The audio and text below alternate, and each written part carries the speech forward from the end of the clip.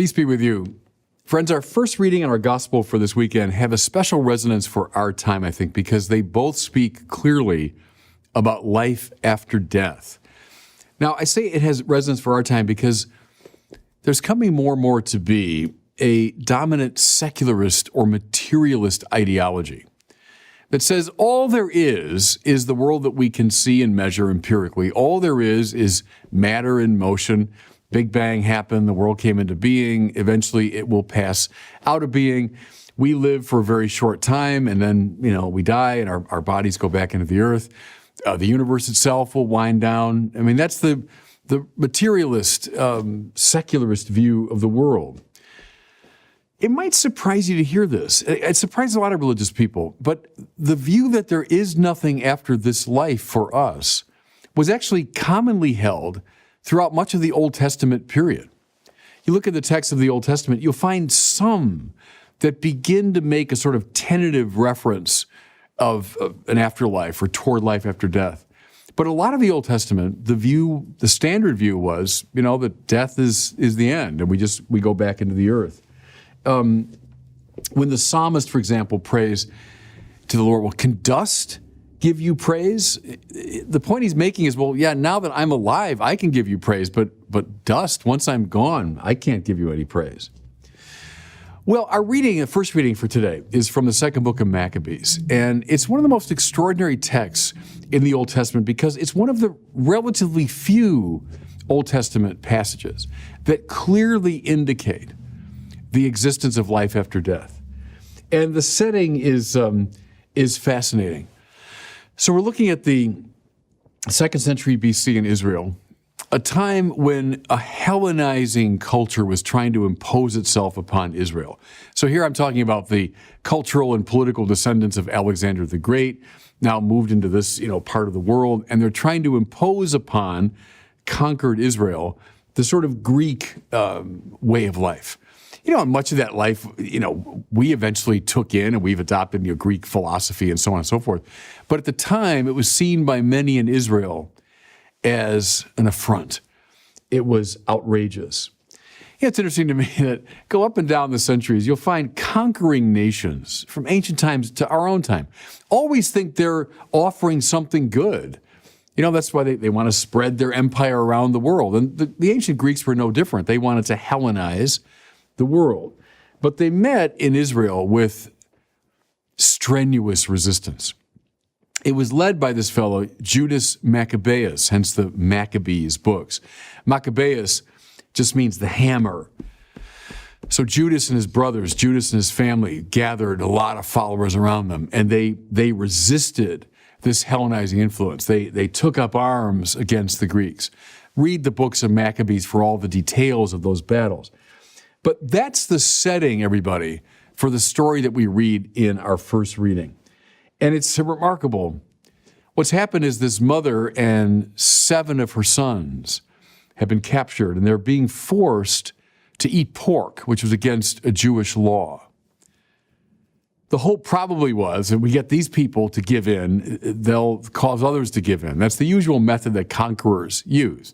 If I can get some leaders in the society to cave in, people will follow suit. So my guess is this woman and her sons were prominent players. And so pressure is put on them to give in. Well, they don't. And what follows is a kind of horrific tale as one by one, in the presence of their mother, these sons are put to death. But the speeches they give before they die are magnificent, and they're at the heart of our reading. Here's what one says. We are ready to die rather than to transgress the laws of our ancestors. And then another son, he puts out his hands because the torturers are threatening to cut off his limbs. He says, it was from heaven that I received these. For the sake of his laws, I disdain them. From him, I hope to receive them again. Extraordinary, isn't it? He's about to die, and he holds out his own hand and says, I disdain them out of love for the law of God. But at the same time, just as he gave them to me, I trust he will give them back to me again. the last brother, just before he dies, says this: "It is my choice to die at the hands of men, with the hope that God gives of being raised up again by him." Again, this was not a common view in the Old Testament, but here we see it on vivid display. See, it's more than a story of great courage. It is that, of course, and we honor these people for their courage, but it's a story of great theological significance because of the assertion of belief in life after death. Notice, please, these young men are not operating out of a sort of Puritanism or a dualism or a Platonism that would say, sure, these bodies are fallen, and I'm eager to get rid of them, and I want to die so I can go up to heaven. There's no disdaining of the body in itself. In the early centuries of the church, we have the Gnostic heresy, which said exactly that the body's a kind of prison from which the soul longs to escape. Well, that's not at all what's animating these brothers. No. They're offering their hands and their tongues, and cut their tongues out, their limbs, their very bodies, in the hope that they will receive them again. The risen life, see, here's the interesting point. The risen life they're anticipating is not a purely spiritual one. Not Plato's fantasy of a disembodied existence. Rather, it's one that involves the body, raised to a higher pitch of perfection. I think there are an awful lot of Christians who hold to something that's more Platonic than biblical. What I mean is, they tend to think of the afterlife as the soul escaping from the body and going up to this purely spiritual place called heaven. But see, that's not the object of Christian hope. What do we hope for? Not a disembodied, purely spiritual existence. We hope for the resurrection of the body. Now, in Christ's resurrection from the dead, we see this now on full display. But how wonderful that in this story from Maccabees, it's anticipated. These 7 brothers are giving voice to this very deep hope, to a truly resurrected life. Okay, against that background, that's why the church gave us this reading, see, as the first reading, because we're meant now to look at our gospel in light of it. The setting is a conversation, pretty heated, I imagine, between the Sadducees and Jesus. Now, who were the Sadducees? Well, they were a kind of a political, religious party within Judaism, and they had a lot of characteristics. But one of their characteristics was and again, to be fair, in line with the mainstream of a lot of the Old Testament tradition, they did not believe in life after death. Well, Jesus, they can guess from his preaching, does indeed believe in the resurrection. And so they posed to him, and they probably brought their most clever people forward. It's like, people today having these political debates online, and someone catches it on camera. Well, it's that kind of exchange. They propose what the logicians call a reductio ad absurdum, right? A reduction to the absurd. When you take your opponent's position and say, well, look, if you hold to that, and I push it now to its logical extreme, I'm going to end up with an absurdity. So the Sadducees posed this famous case. There's this woman who marries a series of 7 brothers, and each brother dies. Okay, so now the woman dies, and they go to the afterlife. Well, whose wife is she? Who's her husband? She married all 7. Reductio ad absurdum. If you really believe in this life after death, then how do you make sense of this kind of situation? Well, Jesus is having none of it. He declares clearly and strongly his belief in life after death, in the resurrection. And what's his first evidence? Moses, so at the very heart of the Old Testament, speaks of God as the God of Abraham, the God of Isaac, and the God of Jacob. God is not a God of the dead, but of the living. So by Moses' time, Abraham, Isaac, and Jacob were long, long dead. And yet, God is described as being the God of these three men.